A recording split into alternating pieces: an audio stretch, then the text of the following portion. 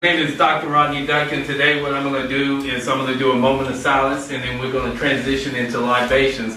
I like to do libations with the youth, so by proxy, you're the only young one in here. So once I'm done, I'm going to have you kind of stand up, and then we're going to pour libations in here. I come as one as I embody a nation. The nation that I embody inside of me is the voice of the voiceless. At this time, would you please stand for a moment of silence.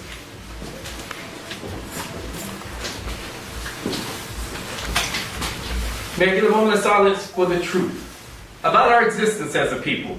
Who we are, where do we come from, how do we get here, what language do we speak? How do we lose our tongue, how do we lose our culture, how do we lose our history? May I get a moment of silence for the gods, the goddess, the dynasties, the empires, the rulers, the royalty, the genealogy, which is our navigation system to our future. May I get a moment of silence for our inventions, creations, scientists, mathematicians, and African storytellers which embody song, poetry, and hip-hop. Not to forget those astronomers and astrologists through free hands enslaved, constructed Washington, D.C., the 10 miles by 10 miles by 10 miles by 10 miles radius, which is a mere replica of Sudan, Egypt, and Ethiopia. May I get a moment of silence for those who died to the Transjordan and Arabian Desert, the still active slave passage out of Africa, for those who died in the Indian Ocean passage, the unexplored and never talked about passage, and for those who died at the hands of the barbaric and brutal transatlantic passage, those souls still rest in bondage beneath on the ocean floor. As I quote, "Captain, Captain, Captain, the cargo's overloaded, but then cast them darkies overboard. See, when sugar and spice and everything nice takes the place of human life, they shackle the old, the young, the sick. They weighed them down and forced them to drown without remorse in their heart." May I get a moment of silence for those beneath the vessel of the slave ship that was shackled from head to toe, that was forced to wallow in their own urine, feces, and disease while dying of frustration, hunger, and fear. For those beautiful queens that gave birth in those very conditions, only to have their child ripped from their very arms and tossed overboard. May I get a moment of silence for the brutalization, the victimization, the breaking of the buck, the breeding stocks we talk little about to take grown, strong warriors, to force them to procreate a genetic superior human being, but slave master left him mentally inferior. For those mothers that cried on their bed at night, knowing that their child will be sold by the age of 6. And for those strong warriors that had to look up at the plantation home, that had to decide what was worth living for or dying for. Please pause for a moment of silence. May I get a moment of silence for Timbuktu, Mansa Shaka Zulu, Ethiopia, Queen Sheba, Menelik I, Menelik II, Theodosius II, Haile Selassie, Ghana, Sudan, Egypt, Somalia, Congo, Kenya, Uganda, Mali, Dogon, Liberia, Bushman, Dingo, Fulani, Botswana, Mozambique.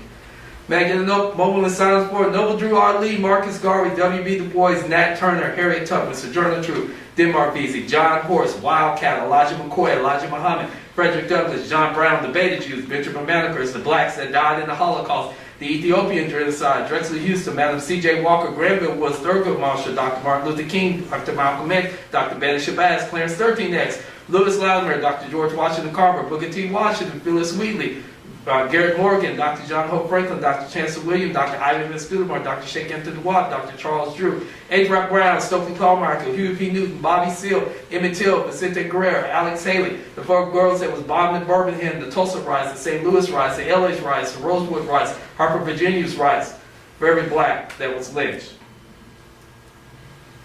for every black that was burned, for every black that was castrated, for every black that was raped.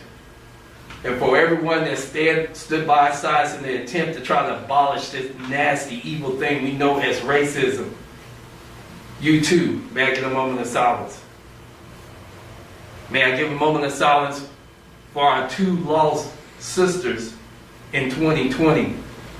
Ms. Burnett Curtis from Temple, Texas, and the Honorable Dr. Claudia Brown. Please stand with me for a moment of silence.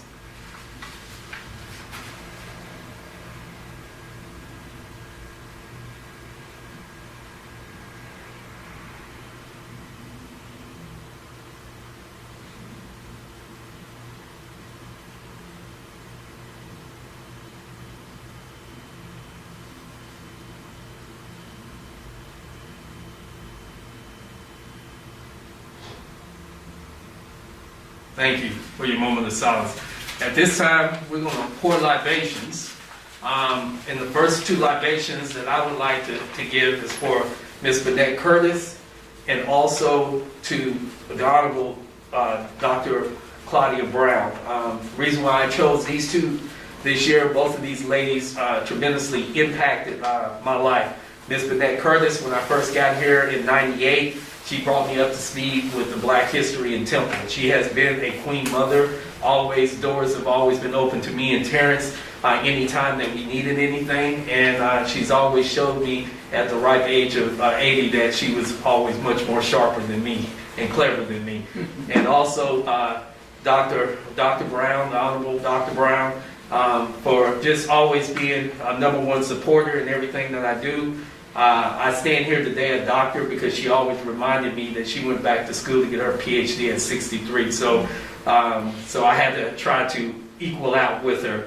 The one thing that I did miss from the Honorable Dr. Brown was her to officially call me doctor, but I know she was with me in spirit. So the pouring of libation is going to be by our youngest person here today, privileged young warrior.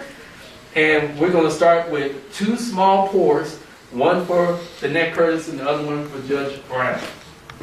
That one and that one. Good. Now I reach out to the audience. Is there anybody that would like this young man to pour libations for any of our ancestors? Dorothy Samuelson. I say. Thomas Chapman. Thomas Chapman. Charles William Vick. Ashe. I'm sorry, say it again. Charles William Vick.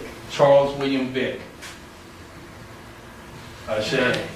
This Stringfellow. Ashe. Carmen Ricketts. Carmen Ricketts. Ashe. Joe Clark Sr. Joe Clark Sr. Ashe. Right now, what we're going to do is we're going to bring one of our community leaders up here, Mrs. Phyllis, and she is going to help us as we go forward with the lighting of the candle. The black candle stands for Unity. Umoja. And the color of the candle represents the people. Right? So we go from the black candle, then we go to the red candle. Right? So the red candle is going to be Kujichakalea. Right? Self-determination.